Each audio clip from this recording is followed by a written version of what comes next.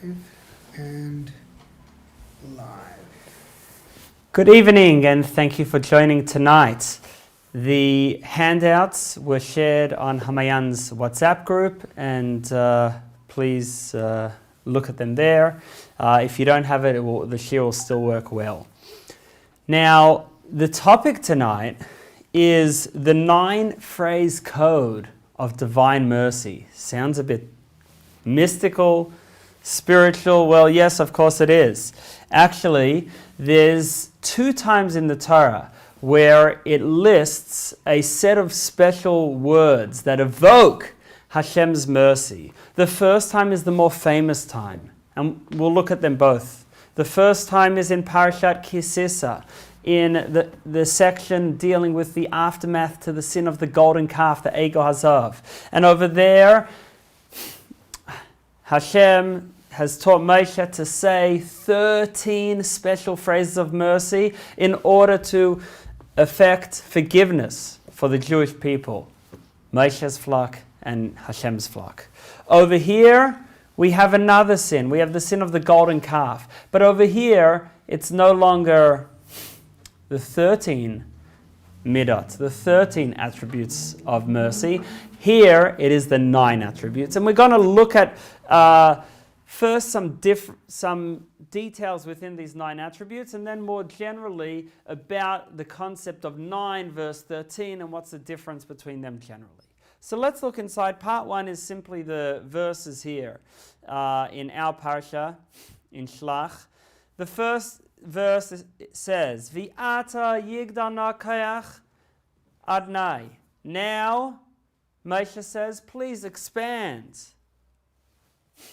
Please increase the strength of the Lord, of Hashem. Kasher dibarat alema, as you have spoken, saying. And then Moshe continues with the what, according to many commentaries, is the 9 attributes of mercy. Some count a little bit differently and get a different number. But Hashem, God, erech apayim, who is slow to anger, v'rav chesed, and who has abundant kindness, nosei avon, forgiving of iniquity, ofesha, and transgression, v'nake, who cleanses, lo yanake, but who sometimes doesn't cleanse. In other words, that we have Hashem, depending on the situation, will either absolve or not. Peked avon avis al banim al shileshim v'al ribeim, and then continues with what seemingly a negative, a strictness, severity of Hashem, that he remembers the sins for generations. Now, what was Moshe trying to do? Moshe is standing before Hashem in prayer. Hashem has said, if the people still don't have faith, they still don't trust me, if they still speak bad about Eretz Yisrael, if they want to stay in the desert, then let them stay in the desert. But these are not the right people to be my chosen people. I will start a new people with just one of them, one of the Israelites. In fact, you, Moshe, you will be the beginning of the new people. And Moshe begs for mercy and prays and says, please, God who has abundant kindness, who's forgiving, please forgive and give them another go. And Hashem accepts it to a degree. There's no mass death. Hashem says, okay, we'll leave them, but we'll stay in the desert for 40 years, 39 years, until this generation passes away, and only a new generation will be able to go into the land. What was the background here? We know that the plan was, when the Jewish people left Egypt, they were meant to quickly move along to the promised land. After 7 weeks, they received the Torah, and then they were meant to go straight into Eretz Yisrael, into the land of Israel, our promised land. However, Hashem allowed Moshe to send scouts to look through the land and see the strengths of the land, the weak points of the land, before actually entering. When the scouts came back, commonly called spies, the scouts or the spies came back with negative reports, and then the people were sad and believed them and said, oh, we shouldn't go, we should stay right here. that's when there was this time where Hashem is saying, well, they're not the right people. And that's when Moshe asked for this mercy. I'm going to start off with an interesting comment which has a lot of relevance to each of us. It's from the Das Akanim. Ibn Ezra makes a similar comment. And this is on the first verse that we read. Moshe asks Hashem, please increase, Va'ata now, Yigdana, please increase, Kayach Adnai, the strength of Hashem, of the Lord. What is he saying? What does it mean to increase the strength of Hashem, and how does that have a relationship with forgiveness? So the Das Akanim says an amazing thought. He says, you know what takes the most strength? It's forgiveness. What takes the most strength is not to fight, but to let it pass, to abstain from anger. And I'll read it inside.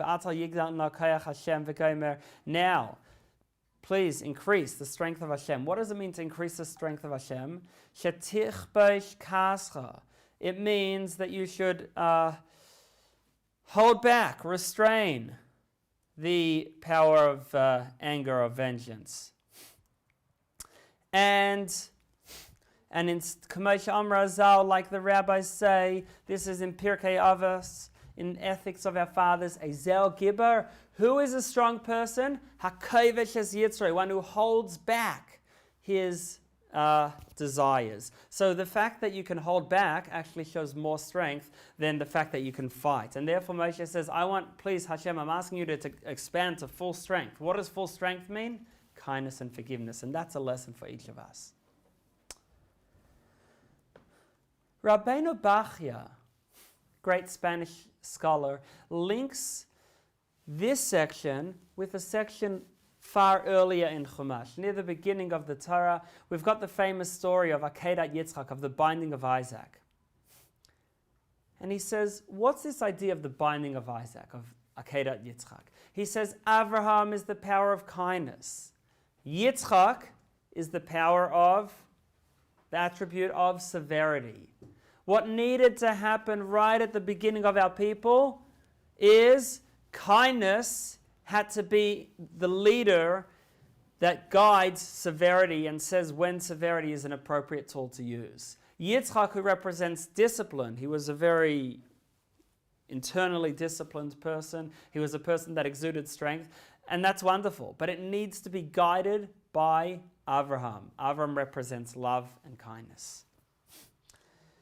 And that's why Rabbeinu Bachya says that Avram took Yitzchak on this journey to the place that he would be, to Har Moriah, where Hashem would show him. And the point of it was, they're both going together, that kindness has to lead severity. You can't have severity without kindness. And Yitzchak therefore followed after Avraham, because Avraham is in the leading seat, in the driver's seat. Without that, if we would just go based on rules, if there would be only rules with no forgiveness, the world could not exist. And that's the idea here as well, where Moshe doesn't ask for fairness. Sometimes we ask for fairness. Fairness is good too. Part of Australia's ethos is a fair go, which is great, and we should give people a fair go. But sometimes we have to go beyond a fair go and give Rav Chesed.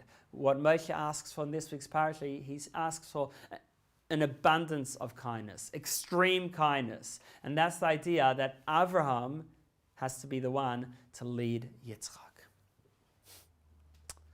Now, I'm going to read this inside. Rabbeinu Bachya also, just before I read it inside, he also compares this to the idea that, Avram argued and defended the people of Sodom. Although they were eager, he defended them and asked for them not to be punished. Only after Avram finished, he had nothing else to say, only then could the punishment happen. Because you have this power of kindness, and only when the power of kindness says, okay, this is enough. Now we can let severity, this is the appropriate time for severity. Only then severity comes in. So Avram looks at the people of Sodom, he examines it, tries to find, is there a way to forgive them, to absolve them? Finally, no, it's absolutely, they deserve it and that's it. There's nothing more to talk about. Only then Avram leaves, and that's when the consequence and the punishment can come in. So let me read it inside. This is the end of part 2. Val derech ha-Kaballah. If we consider this from a Kabbalistic perspective, Avram Shavlim Kome, Avram goes back to his place after Akedat Yitzchak, the binding of Yitzchak. Chazar midas ha-chesed limkoma. This means that kindness goes back to itself. After the story of, after him trying to defend Sodom, that kindness goes back to its place when it did not find a way for the people of Sodom to come out as innocent. Only then can justice and severity be awakened and play and make an impact. And that's why it says right after Avram left, only right after Avram left the discussion with Hashem about pardoning Sodom, that's when the angels came to destroy Sodom. It says, when Hashem was destroying Sodom.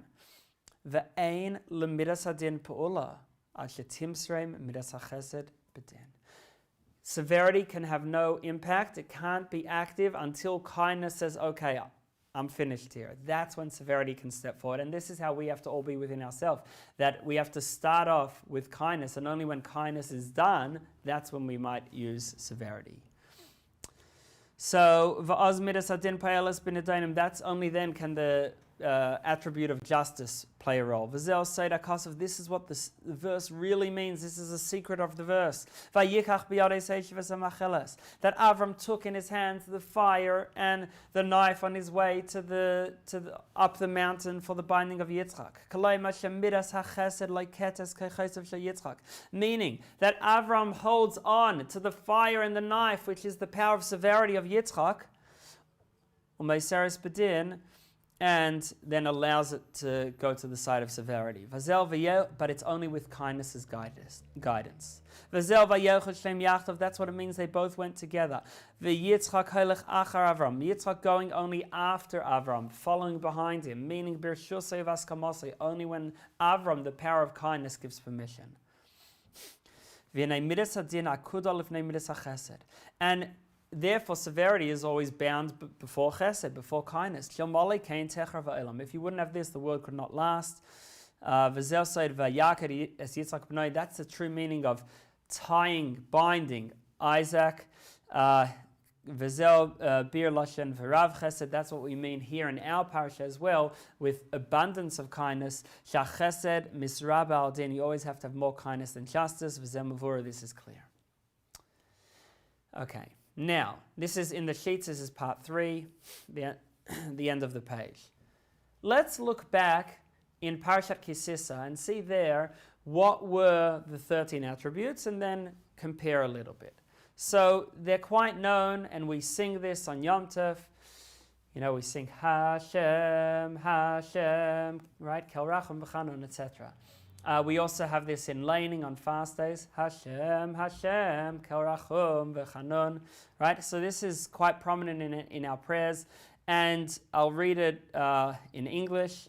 And the Lord and Hashem passed before him and proclaimed, Hashem, Hashem, benevolent God, who is compassionate and gracious, slow to anger and abundant in loving kindness and truth, preserving loving kindness for thousands, forgiving iniquity and rebellion and sin, etc. Now, what I want to look at is the difference between the type of mercy needed here in our parasha after the sin of the spies, versus previously after the golden calf. So let's look in part 4. Let's look at a chart that maps out the difference between the type of prayer needed in our parasha versus the prayer that was suitable in Parashas Kisisa. So the first we have the 13 attributes. What was the need for mercy there? What had the Jewish people done wrong? It was the sin of the golden calf. They had rebelled against Hashem. They had found a substitute, an idol perhaps, or some sort of intermediary at least, besides just full, absolute devotion to Hashem. How about now in our parasha with the 9 attributes? The sin was the sin of the spies. The spies, yes, there was an aspect which they perhaps didn't trust in Hashem, but a lot of it was that they didn't trust in, they spoke bad about Eretz Yisrael, and effectively they spoke bad about the Jewish people, saying that this is not going to work and we can't do this. So it was a sin of bad speech, of Lashon Hara. The first sin was a sin of idolatry. Let's think, when do we say the 13 attributes? When are the Yud Gimel Midah recited? So in Shachrit and in Mincha, after the Amidah prayer, there is this section, the 13 attributes. It's only said with a minyan, but it's there in Tachnun, at Shachrit and Mincha each day, except on days when Tachnun is omitted. So it's quite a regular occurrence. Yes, it needs a minyan, and that's because it's something a little bit beyond. It's a prayer that we can't quite get to with the power of a community. Besides that, it's said in particular on fast days, right? We read the Torah at both.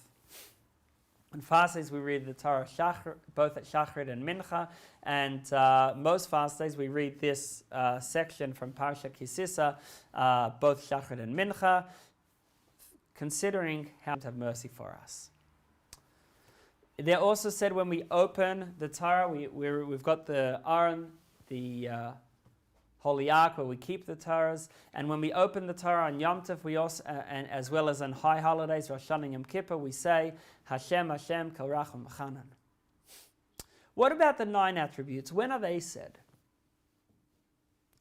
So, the truth is that we never in the year recite them in our prayers. So we've got the 13 attributes that are, if I'm not sure exactly how many times, we could work it out exactly, but we probably say it, 550 times a year, something like that, because Shachris and Mincha most days, as well as fast days, Yom Tov, etc. But what about the 9 attributes, our parasha? We don't say it at all. Not once in our prayers the whole year. What's going on? Actually, it is said, not said, but it's considered at least once a year. And this is when we say Tashlich, right? On Rosh Hashanah, after Mincha, we go out, or if the day is following Rosh Hashanah, we go out to water where there's a pond with fish, a river, and we say a special tefillah there, a special prayer there.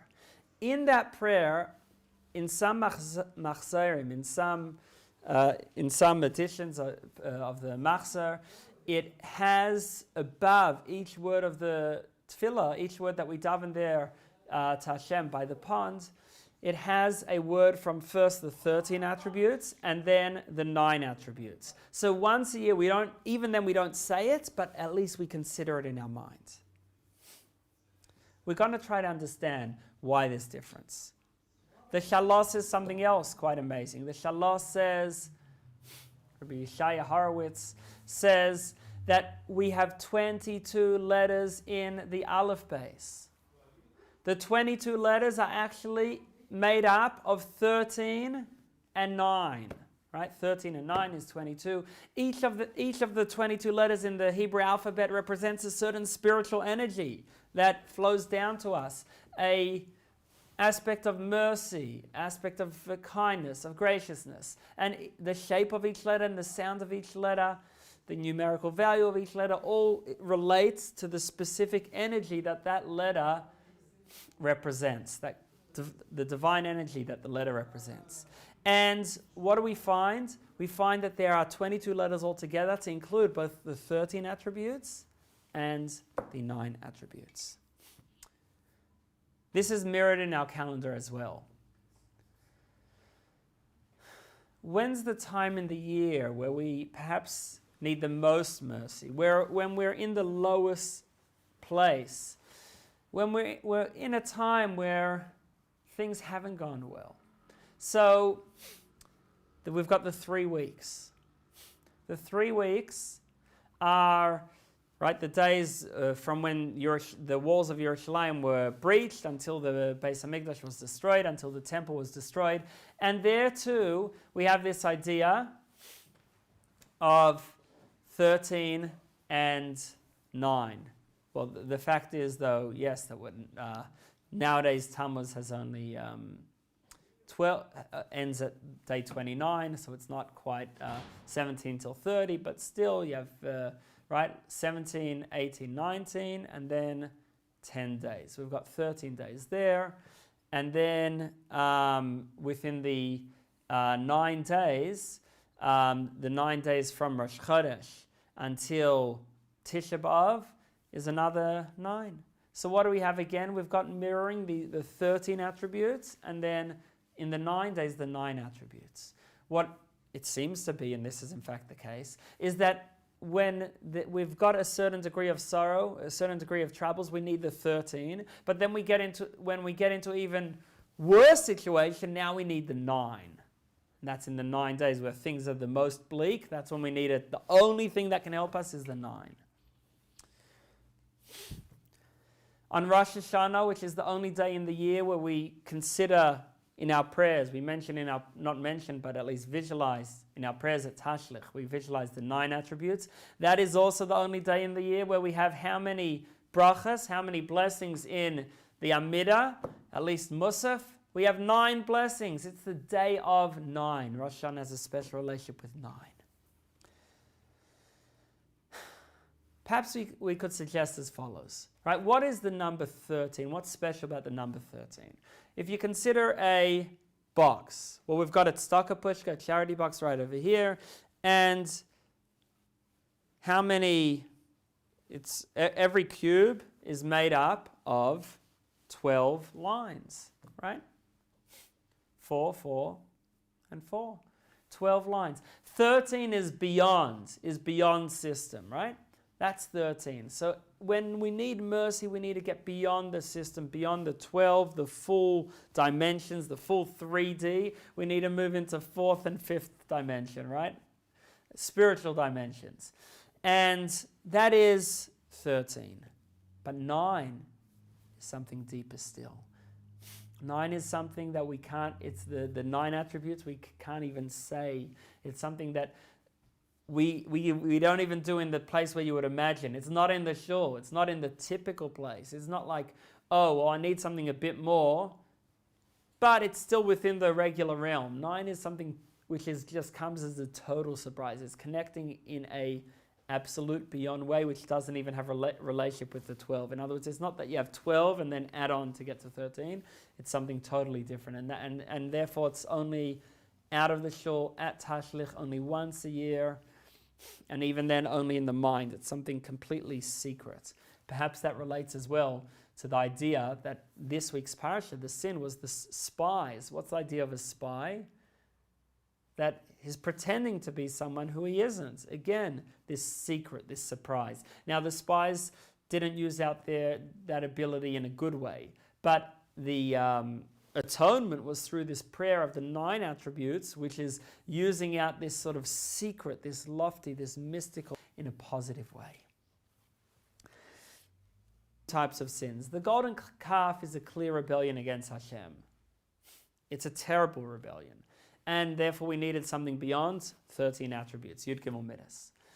But the sin of the spies, which was speaking bad of the land and ultimately of the people who were meant to settle the land, of the Jewish people, speaking bad of the land, of the Jewish people, as well as of Hashem. So that was something even worse than a direct rebellion. That speaking bad and was something even worse. And this, by the way, is another lesson in life.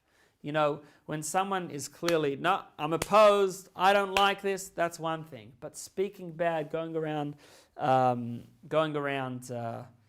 gossiping and speaking in a hurtful way to others, that is something even worse still. I want to share something quite amazing about the number 9. And first, this is based on a comment in the Medrash, in Medrash Pliya, which is something that is very hard to understand. This is part 5. The Medrash says, the seal of Hashem is truth, 3 in order, and 1. What does that mean? The seal of Hashem is truth. Okay, I understand that. Hashem is a God of truth. The whole idea of Hashem and any honest religion is about truth. This is the real thing. But what does it mean when it continues? 3 in order and 1 backward. And many who've studied this Medrash and all different Mefarshim and in general, people have a hard time with it. There's an amazing interpretation of this Medrash. The seal of Hashem is truth. And therefore, the seal represents when you sign your name. When you sign your name, that is your seal, right? Stamp your name. Your seal is how you refer to yourself. Hashem, how does Hashem refer to himself? Hashem's holiest name is spelled Yud, then Hey, then Vav, then Hey, right? Yud Kei Vav Kei. That is Hashem's seal of truth. And the Medrash says Yud Kei Vav Kei, Hashem's holiest name, is 3 in order and 1 backward. What does this mean? So, within numbers, the ultimate idea of truth is represented by the number 9. Right? We spoke about 9 attributes. It's represented in the number 9. Why? Because when you multiply 9 times anything, you're going to end up with 9, right? 9 times whatever, 9 times 7 is 63, 6 plus 3 is 9, and that continues even if 9 times a bigger number, so you add up all the digits, or equal either 9 or a multiple of 9. So Hashem's name, Yud Kei Vav Kei, when spelled out, will always equal the numerical value of 9, ultimately. So let's try. Yud is spelled, when you spell it out fully, Yud Vav Daled is Yud. Then Hey is Hey, then Aleph. Vav is Vav Aleph Vav. And then Hey again is Hey Aleph. So we've got altogether Yud Vav Daled, 10, 6, 4 is 20. Hey Aleph, 5 and 1 is 6. Vav Aleph Vav, 6, 1, 6 is 13. And then Hey Aleph, another 6. What do we have altogether? We have 45. 45 again is made up of 4 and 5. 9. The same thing when we move on to most other spellings. If you spell Yud Kei Vav Kei a different way, you spell Hashem's name Yud Vav Daled, then instead of Hey Aleph, spell it Hey Yud, because the letter Hey in Hebrew can be spelled in different ways. Either Hey Aleph, Hey, or Hey Yud. Then Vav, Vav Aleph Vav, and then Hey again, Hey Yud. What do we get to? We get to 63, and 63 again, 6 plus 3 is 9. The same thing when you spell Hashem's name out differently. Again, Yud Vav Daled, you always start that way. Then Hey is Hey Yud. Vav, instead of Vav Aleph Vav, can be Vav Yud Vav. And then again Hey, Hey Yud. Equals, you've got 20 plus 15 plus 22 plus 15 equals 72. So again, 7 plus 2 is 9. So what do we have here? This is what Medrash means, that Hashem's seal is truth, 3 in order. That we have Hashem's seal is truth. It's hinted in this number 9, and there's 3 ways to spell Hashem, and all of them, 45, 63, 72, all of them in order will ultimately equal 9. But then, and 1 backward. What is this and 1 backward? So that is when you spell Hashem's name with, instead of Hey Yud or Hey Aleph, but Hey Hey. So let's spell it out. Yud Vav Daled. I'm sorry if this is a bit either difficult, whether the Kabbalistic aspect or just the arithmetic, but Yud Vav Daled is 20 again. Hey Hey is 10. Vav Vav is 12, and then Hey Hey again is 10. So then what does it equal? 52. What's the 52? 5 plus 2 is not 9, it's 7. But this is what the Medrash means, and one backward. What does it mean by backward? Because the numerical value 52 you can either spell out as nun base, which is 52, and therefore clearly 5 plus 2, it's only 7, it doesn't equal 9. So you don't see that undercurrent of truth there.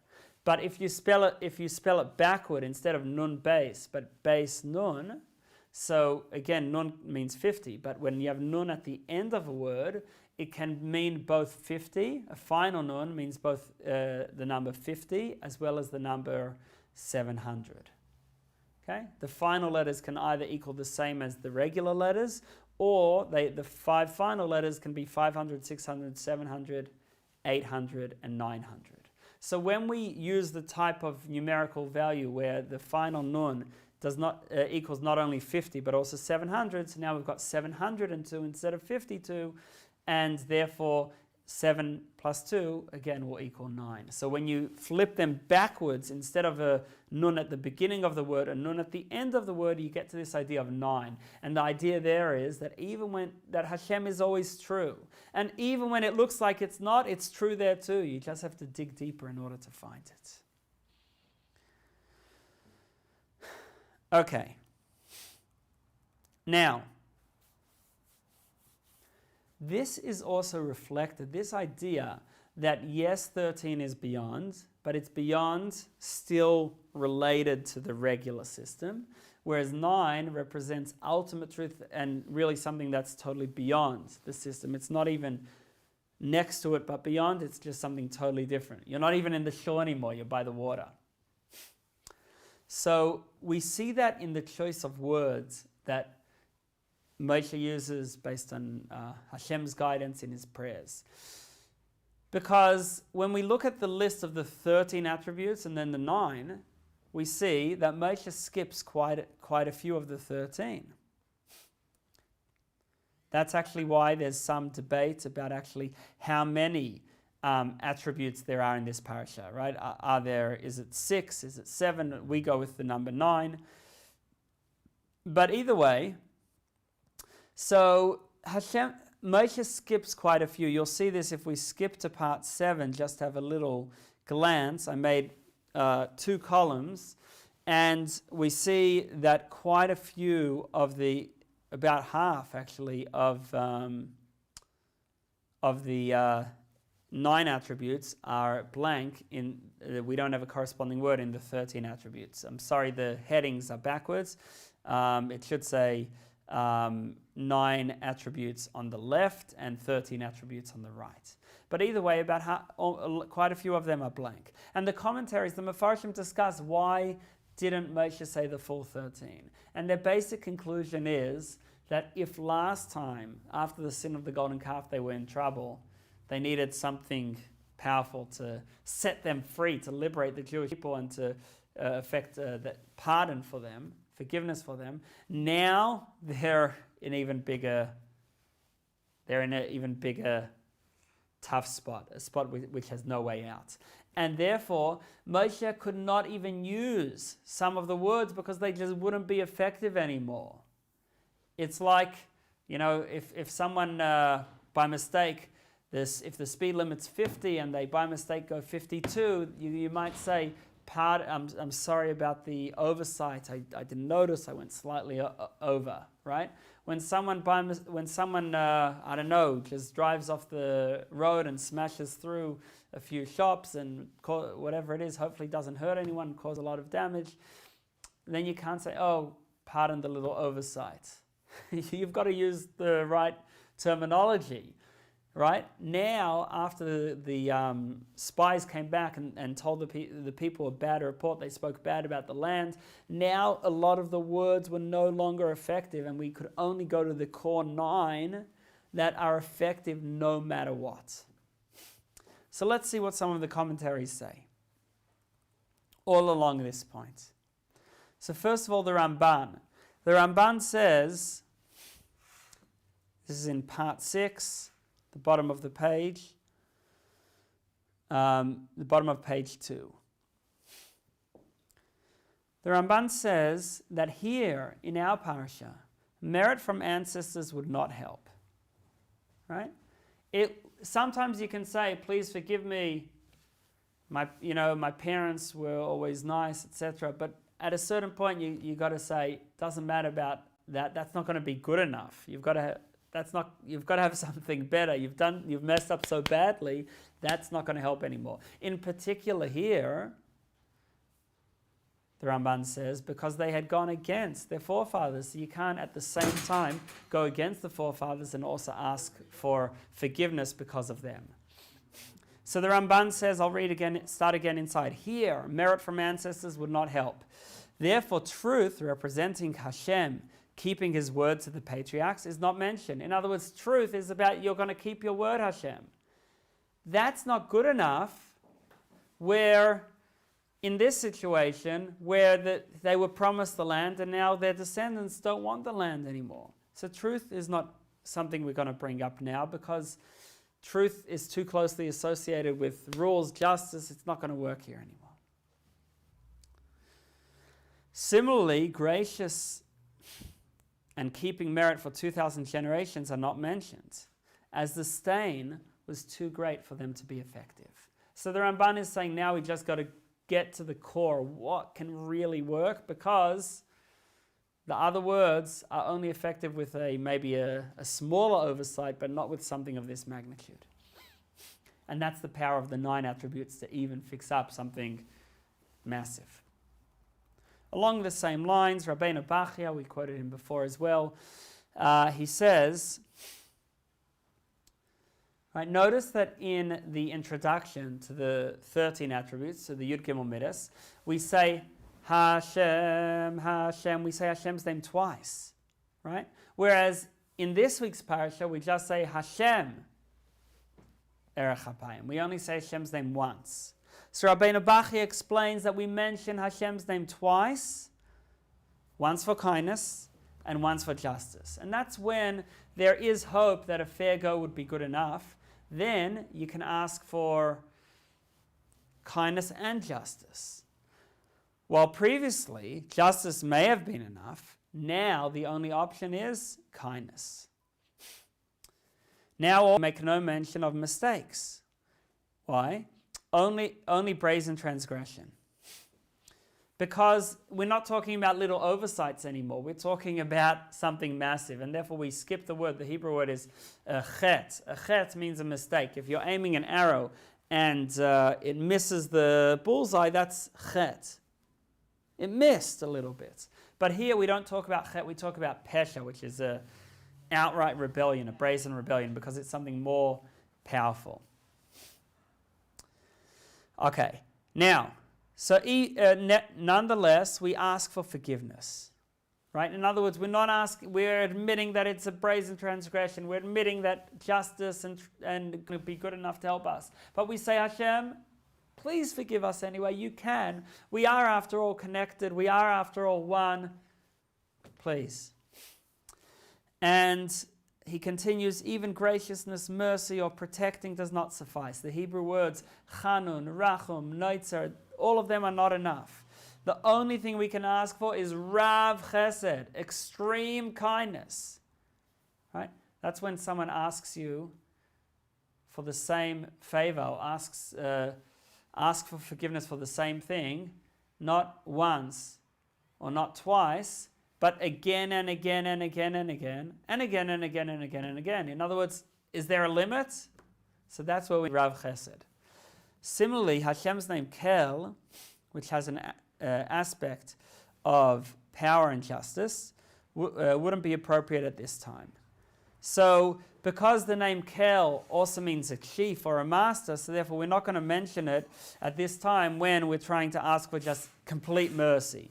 And therefore, Kel is mentioned. Yes, it's mentioned in the 13 attributes, but it's not mentioned in the 9 attributes. So what's the lesson? We've got a couple lessons. Number one, we have the lesson from the beginning, from the Dasakanim. The Dasakanim said, what's the ultimate strength? What's Yigdal Nakayach Adnai? Ultimate power is the power of forgiveness and the power of restraint.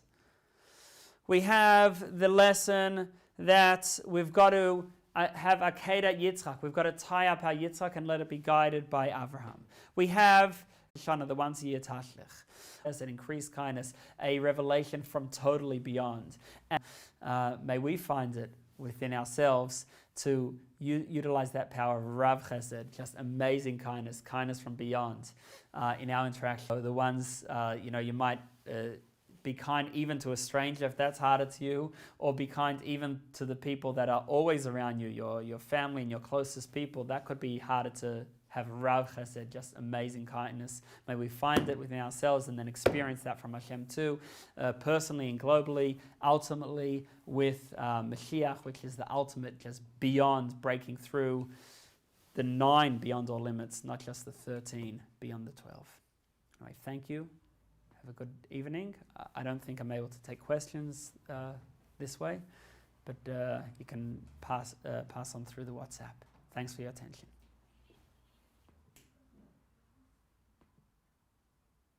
Yay!